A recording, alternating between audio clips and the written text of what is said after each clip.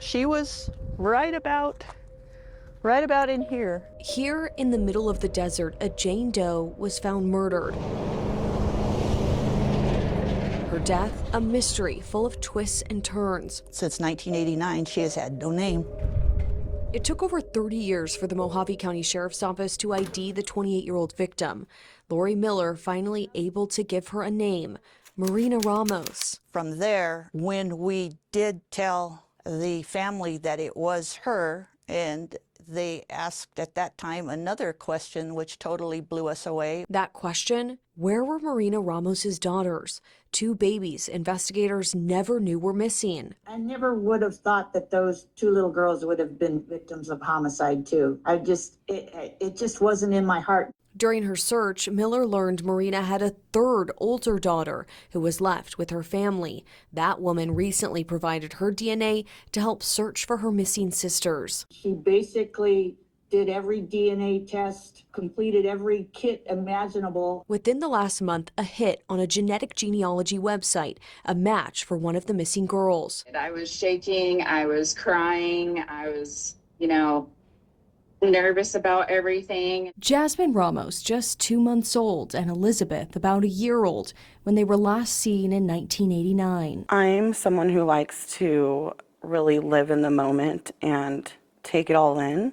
I think it's going to take me a long time for that to happen. Newspaper clippings show a search for the girls' parents after the two were left in a bathroom of a Southern California park. They had been found in the park on December 14th of 1989 in Oxnard, and we found Marina December 12th in Mohave County. So there was no way she could have abandoned her children. The sisters were adopted together. As adults, they now live states apart. I would really like to meet our older sister. I think she deserves to know us, to be around us. I'm still scared and nervous about it, but I'm ready to talk to them and meet them and get to know them. The sisters are still processing everything they've learned, but hopeful they can both reunite with the family of the mother they never knew. Take me back to that moment when Lori called you and she told you, I found the girls. First thing that came out of my mouth, it was, "You're lying." This is the family the girls have never met. Marina's sister, their aunt. She just learned her nieces were alive. I just started crying, because of something that we always wanted, to find them alive, and it did happen. You don't know how much I prayed. Now is that we found the girls, now we want to know who did this to my sister.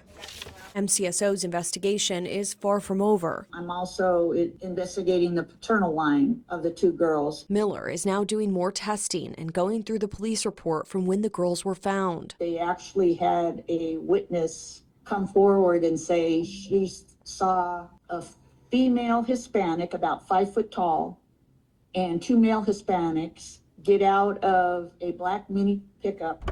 Yes, I firmly believe those were the suspects that were indirectly or directly involved in her death. New pieces of the puzzle, leaving Miller with more questions that she hopes to answer one day. There was no evidence that they had been mistreated. It just made you wonder what were the circumstances that caused them to be left. And it makes me wonder what caused them to kill Marina, and then all of a sudden now we can't care for these children. Miller is hoping someone sees this story and comes forward with information. We have done a special Arizona Crime Uncovered streaming episode on the work it took to identify Marina, and we are working on a new episode that will include more from all our interviews, including with Marina's sister, who has been waiting years for this very moment. Ashley Holden, ABC 15, Arizona.